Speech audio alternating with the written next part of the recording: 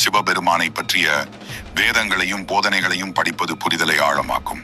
குறிப்பிட்ட பக்தி நடைமுறைகளில் ஈடுபடுவது சிவனுடனான தொடர்பை வலுப்படுத்தி அவரது பிரசன்னத்தை அங்கீகரிக்கும் வாய்ப்பை அதிகரிக்கும் என்று நம்பப்படுகிறது. இந்த நடைமுறைகள் தெய்வீக அனுபவங்களுக்கு ஒருவரை திறக்கும் வழியாக செயல்படுகின்றன.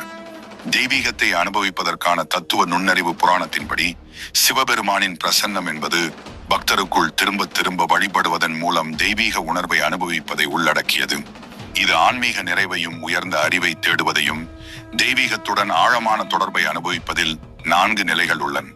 சாமிப்யா, நெருக்கமாக உணர்தல்; சாநித்யா, பிரசன்னத்தை அழைத்தல்; சாருப்யா, தன்னிலும் எல்லா வடிவங்களிலும் தெய்வீகத்தை காணுதல்; மற்றும் சாயுஜ்யா, முழுமையான ஒருமை. சிவன் முழு பிரபஞ்சமாகவும் எங்கும் நிறைந்தவராகவும் எல்லாம் வல்லவராகவும் எல்லாம் அறிந்தவராகவும் விவரிக்கப்படுகிறார். மனம் விழித்திருக்கும், ஆனால்